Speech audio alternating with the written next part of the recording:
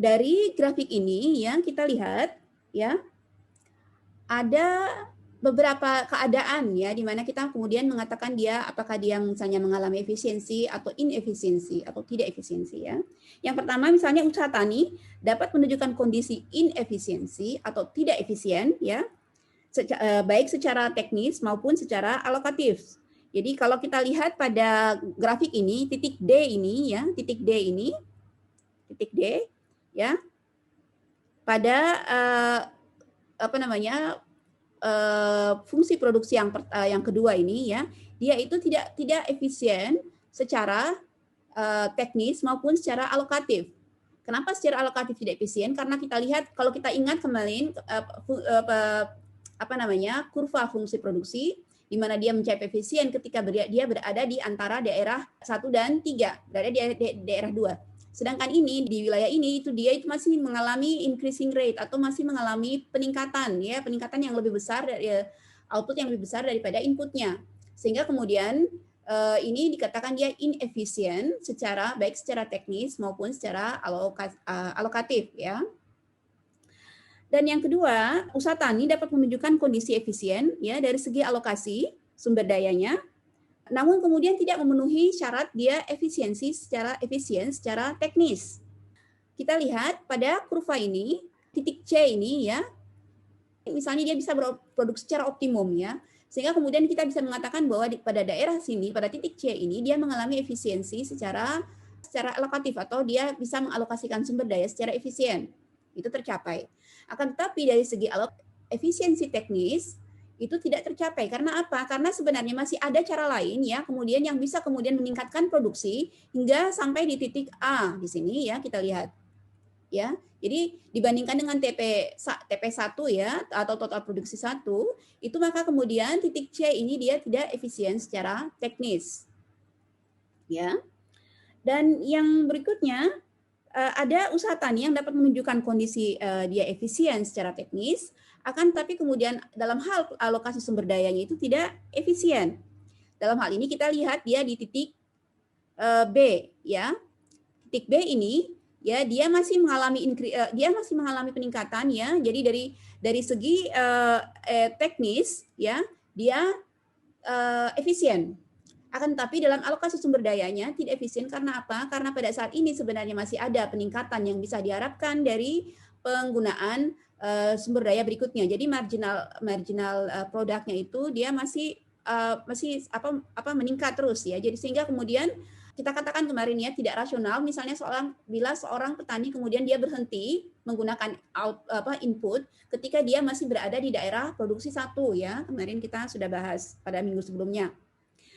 Yang terakhir ada keadaan di mana kemudian tercapai efisiensi secara teknis, kemudian juga dia mencapai efisiensi secara alokatif atau dia dalam hal pengalokasian sumber daya juga efisien. Maka kita lihat itu adalah di titik A. Ya, di titik A. Kemudian kalau dari titik A kita bisa melihat bahwa kemudian dia ini berada di daerah 2 ya. Kemudian juga di sini dia dibandingkan dengan fungsi produksi yang kedua TP2 ini atau total produksi 2 ini dia lebih menghasilkan output yang lebih besar. Jadi dia secara teknis dia lebih menguntungkan. Kemudian dari secara alokasi sumber daya pun dia berada di daerah 2 di mana daerah rasional ya produksi di mana kemudian bisa memaksimalkan keuntungan. Jadi ini tergantung kemudian lagi nanti dengan harga ya relatif harga dari output dan inputnya ya. Kita sudah sebutkan tadi. Baik. Ini 4 keadaan yang kita sebutkan tadi. Nah, yang keempat itu ya, di mana dia tadi berada pada titik A, maka kemudian di mana terjadi efisiensi baik secara teknis maupun secara alokasi sumber daya, maka kemudian ketika kedua kondisi tersebut tercapai, dia disebut efisien secara ekonomi. Jadi, economic efficiency terjadi ketika kemudian kedua efisiensi tersebut terpenuhi ya, kedua syarat efisiensi tersebut terpenuhi. Itu yang disebut dengan efisiensi secara ekonomi. Nah, ini juga dapat dijelaskan dengan kalau yang tadi ini ya, kurva yang ini kita lihat itu adalah kurva fungsi produksi yang sudah kita bahas pada pertemuan pertama di modul 3, kemudian juga di modul 4. Nah, kita bisa kemudian melihat ini efisiensi ini juga dengan menggunakan kurva isokuant dan kurva kemungkinan produksi ya. seperti pada gambar yang Anda di hadapan Anda saat ini ya.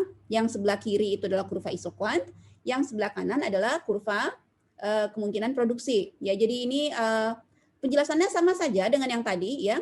Kalau kita lihat ya, yang Q1 ya 100 dengan apa namanya jumlah 100, kemudian Q2 juga jumlahnya 100 ya, karena kita pakai isoquant artinya garis produksi sama ya.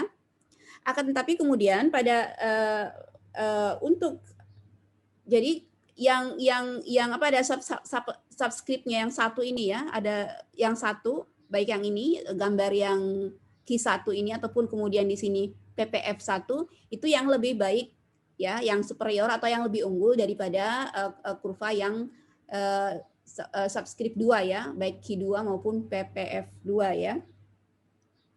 Nah, titik D ya pada kurva atau yang Q2 ya, pada kurva dengan garis Q2 atau kurva Q2 ya.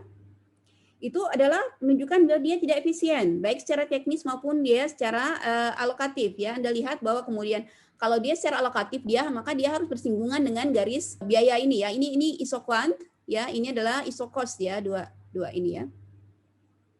Dia harus bersinggungan ya, baru dikatakan dia efisien karena dia artinya dia meminimalkan biaya, kecuali dia berada di titik C.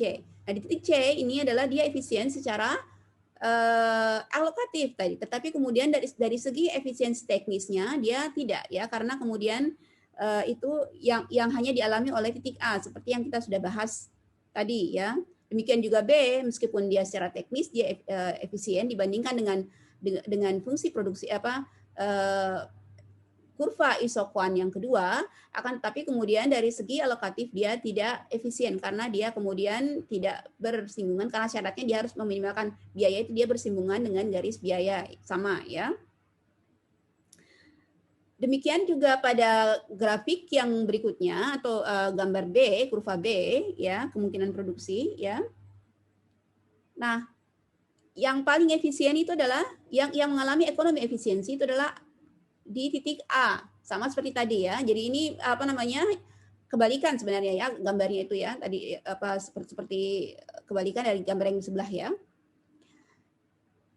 Di PPF 1 ya, atau ini adalah